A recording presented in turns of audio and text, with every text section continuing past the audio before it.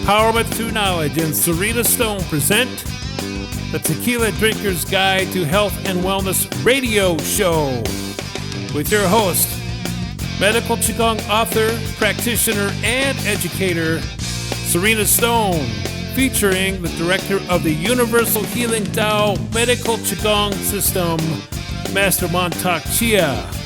This is episode number 24.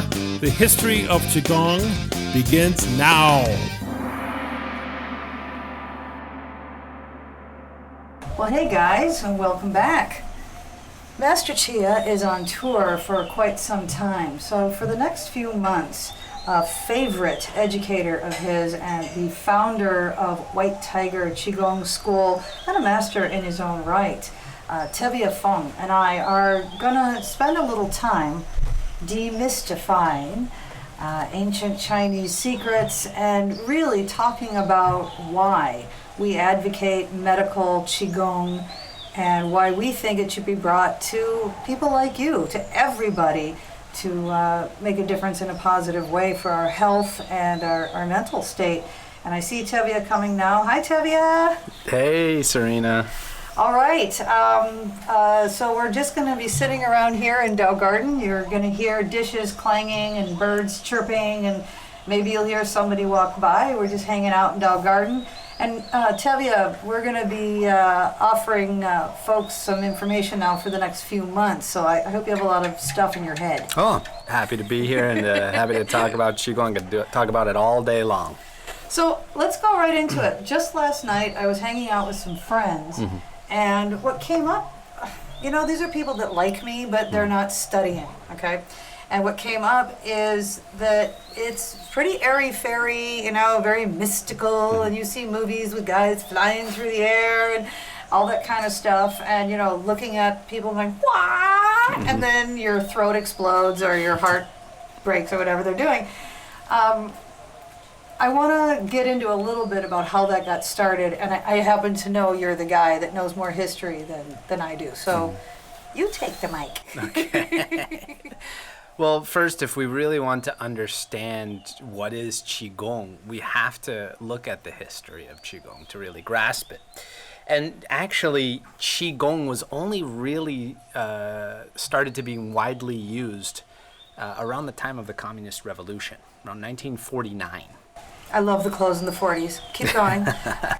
And that's Mao Zedong came into power. Mao Zedong led the Communist Revolution, and at that time, he believed in Qigong because some of the other members of the party, of the Communist Party, were healed by Qigong, but the Communist Party wanted to take out the spirituality out of anything. So they wanted to make Qigong sort of a science.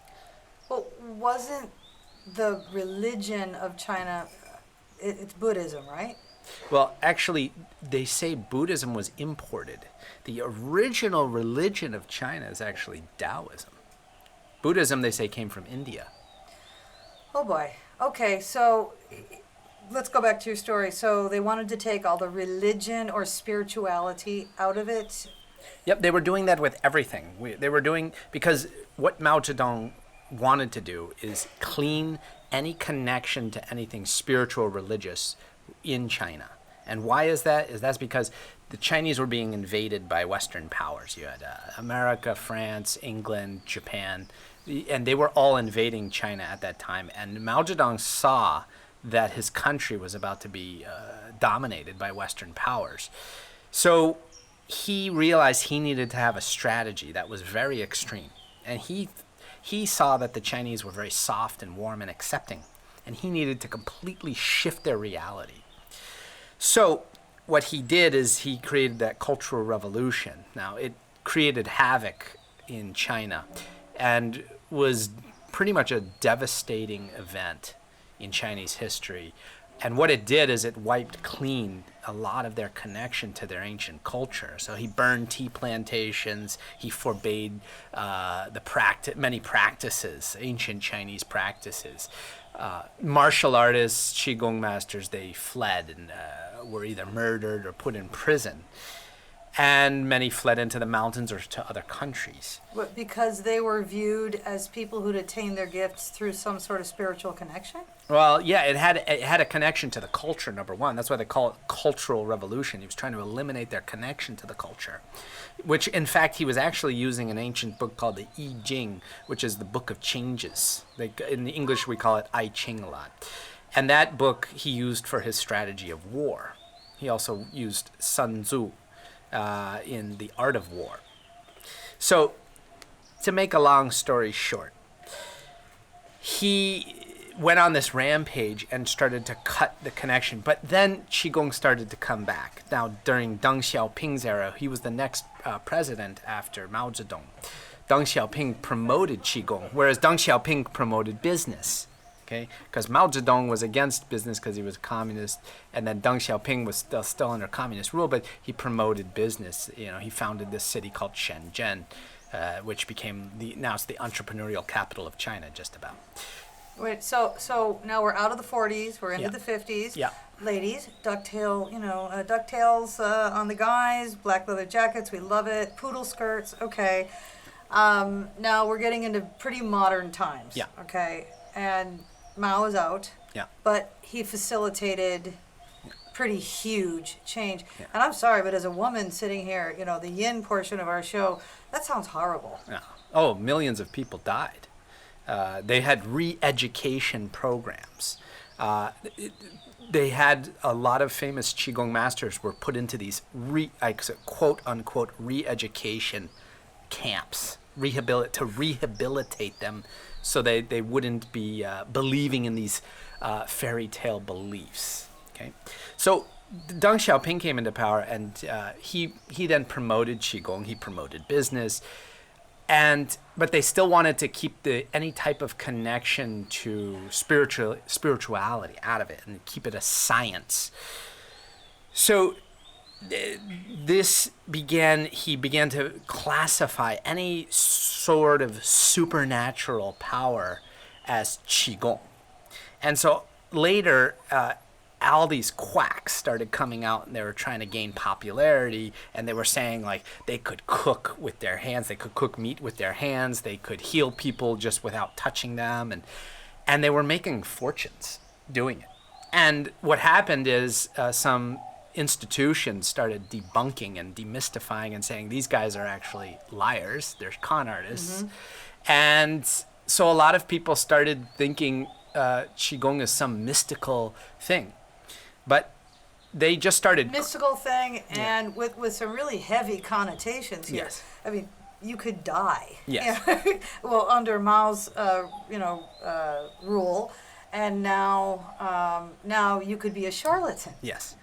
And Qigong went through these, massive waves of rising and falling and changing. It was changing so significantly, and people's viewpoints of what Qigong was changing so significantly during this time. And groups started forming. People were getting rich, and there was coffers to be filled. Now it's said that a lot of these Chinese government officials now kept a slew of Chinese Qigong masters at their helm, so that they could, because they were able to teach them exercises to heal. Now these exercises are actually originally called Dao Yin. So Dao Yin really means guiding and pulling. And Dao Yin is really the category within Qigong. If we really want to get specific, Dao Yin is the category within Qigong that refers to the actual physical exercises in relationship to the practice of Qigong. Okay.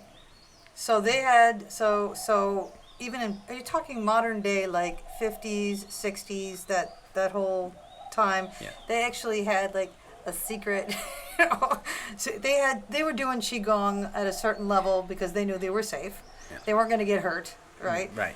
But they're not going to share it. Yeah. Okay. And what is that lovely sound? That's the blender. That's Someone's having a smoothie someone's at the having juice a smoothie. bar. Hello, juice bar. All right. Okay, so they knew, the people in power, they knew the difference between a charlatan and the real deal, and they were using it. Yeah.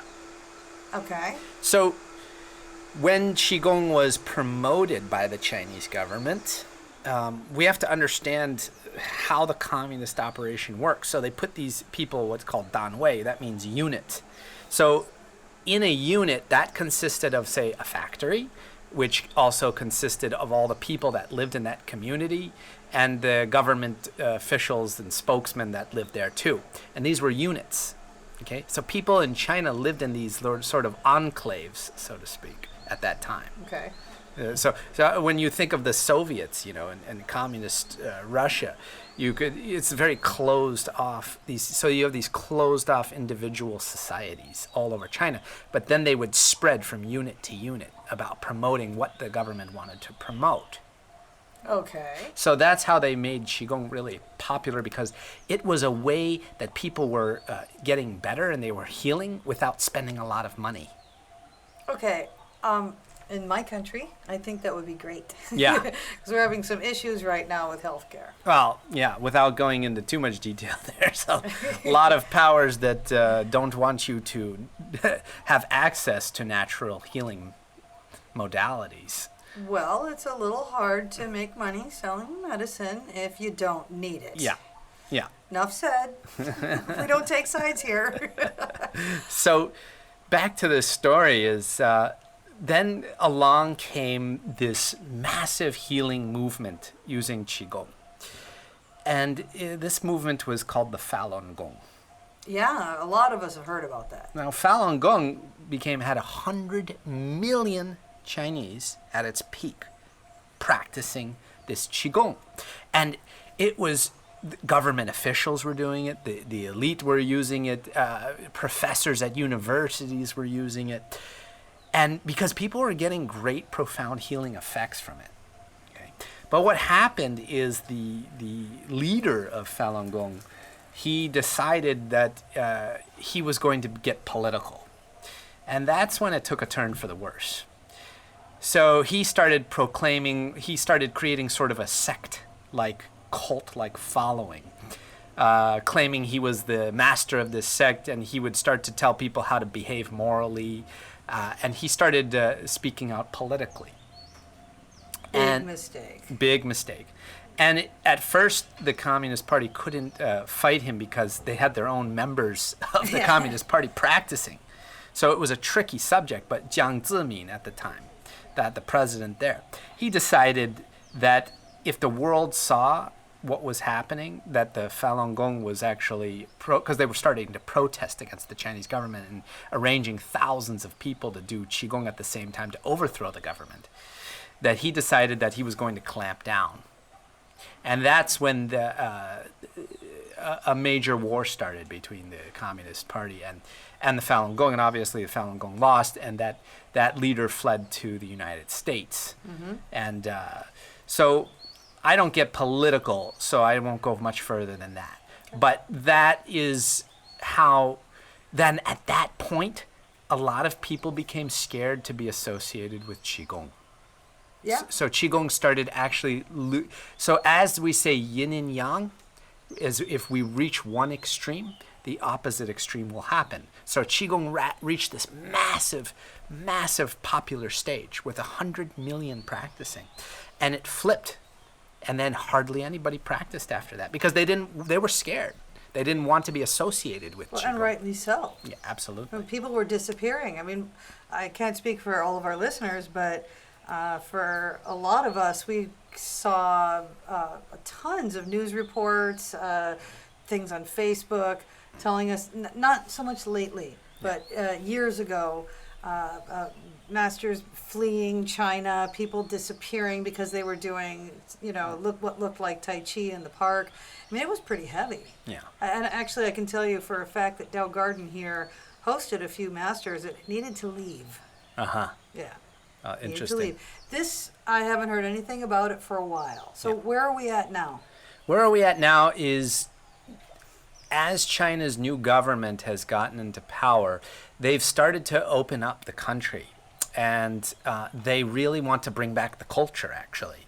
So they're actually promoting Chinese culture. And within that, Qigong is an integral part of Chinese culture. So I have to give credit to, people might say bad things, but I have to give credit to them that they're actually, allowing people to come out and practice and encouraging it and promoting it.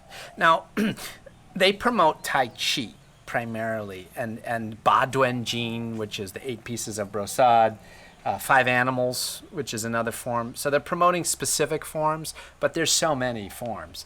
And now people are allowed to come up. But the thing is a lot of these older masters still have these memories of what happened, because it's not so long ago that this happened. So they're scared some of them are scared to come out still, because they have this fear that maybe it will happen again. I was going to say, it's pretty normal for a human being to say, this has happened before, it could happen again. But from your perspective, and you speak fluent Chinese, you're living in Asia, running around Asia, what do you think? Do you think we're safe? I feel totally safe. I wouldn't get involved in any sort of political groups at all. Absolutely not. Well, that wasn't very Tao. With all due respect to the gentleman who started that, it's not very Tao to take this very natural art and let's go ahead and, stampede the government with it. That's... a lot of people viewed him as quite manipulative. And actually, Falun Gong roots come from Shaolin, which is actually Buddhist origin. So it had no relationship with Taoism, actually. So that brings us into the modern age. And here we are now. Are there people who have mystical powers? Yes, absolutely. There's people who can light fires with their hands. It's been documented and filmed. Is this what I practice? No. And is it really mystical? Is it really mystical? It's a lot of practice with the right technique. I've seen some stuff too, and let's face it, if either one of us just focused on this one thing a lot, for 20 years, we would probably be mystical too. Absolutely. And frankly, I've heard people talk about you, and they think the way you move, or, certain things that you know or that you're capable of. Your understanding when you touch a body, because you do medical Qigong, you understand why certain things are happening in their body. That could be perceived as no, it's really. No, I'm laughing because people actually think it's mystical, because it's just experience and doing the same practice for so many years. It just becomes second nature, and you can recognize patterns, because you've worked out when you're doing this type of practice. You start to feel the patterns within your own body, and then by teaching others, you can start to see their patterns, so you can recognize imbalances fairly quickly. And when you understand the human body and how it really works, you can see these patterns. So for some people, they might see that as some type of superpower, but it's really just recognizing patterns of years and years of experience. Exactly. For folks that don't know, one of the things I'm really good at, because I've put a couple decades now of practice into it, is the Qine Sung, the abdominal massage. I literally just came from giving a friend a treatment, and it does look mystical, because there's a certain thing I see in everybody, every physical body. If they have had a trauma that's pretty heavy and they still don't feel safe, they still live in fear or anger, there's a thing, and I'm not going to say what it is just yet, but we're going to talk about it as our weeks go by. There's a thing I find in everybody that has a wall between them and the rest of the world, to be safe. And so I know that if I just test this place, if I feel the thickness, we start touching and talking about, why would you have a wall around the core of your being? And the pictures come, and they have, it feels like a pretty spiritual experience to some people, if they're spiritual. At the very least, it feels deeply and profoundly emotional, like a conversation they wouldn't have, under normal circumstances. Now, for me, and then, I should say, after they unwind that stuff and, spend some time just taking a look at what's been screwing up their life. Can you say that on the radio? I think so. then for them it's like this mystical experience because they look different, they feel different, their blood and cerebral spinal fluid is flowing totally different. You literally look younger after a treatment like that, and it kind of sticks. It looks mystical. So I have this amazing reputation, but one of the reasons I wanted to do these weeks or a few months with you is because it's not. I am just like everybody else. There's nothing mystical about it. It's anatomy, physiology, and understanding energy. Yes. If energy vibrates at a low enough frequency or vibration, it actually can become solid matter, tiny little pieces that get stuck in your tissues, and you have this thickness that no doctor can explain. You just have to understand that stuff. And I know that you do, and you actually do on a level that's different than mine, because I didn't study so much anatomy. I think the truth is I kind of cheated on the test. So my stuff is a little more intuitive, and that's why I was really fascinated to have the yang aspect. You know your stuff. And it's, I think there's some stuff that I still think is a little mystical out there, and that's fun. I'm not going to take that away from my consciousness. But for the most part, especially for you guys out there, our listeners, Tevia and I have pretty strong feelings about demystifying some of this stuff. Absolutely. And, like I said, people talk about you on occasion, like, oh, we just touched this and did that, and poof, big shift, big change. It feels like a spiritual experience to have that tension that was with us for so long we didn't even realize was making us feel bad go away.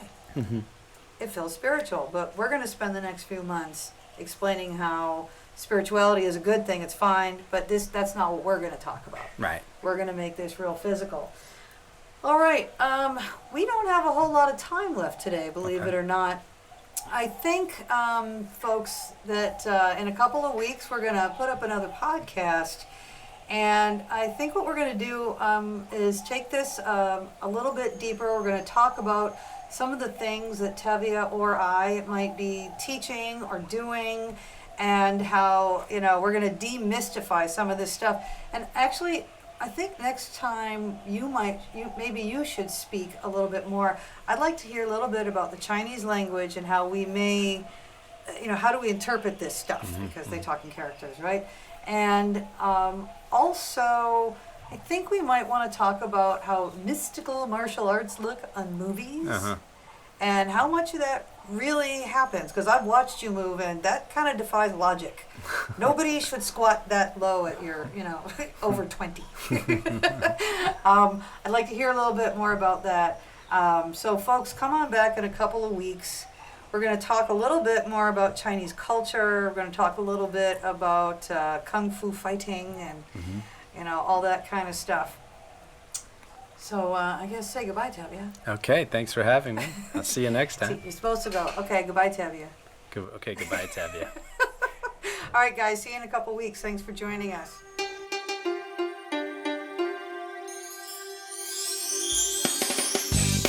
Thank you for joining us on another Empowerment Through Knowledge adventure. Want to learn more? Find Master Chia at mantakchia.com. That's mantakchia.com. Find more medical Qigong lessons, books, and information about studying directly with Sarina at sarinastone.com. sarinastone.com. Thanks for listening. If you like what you learned, subscribe today.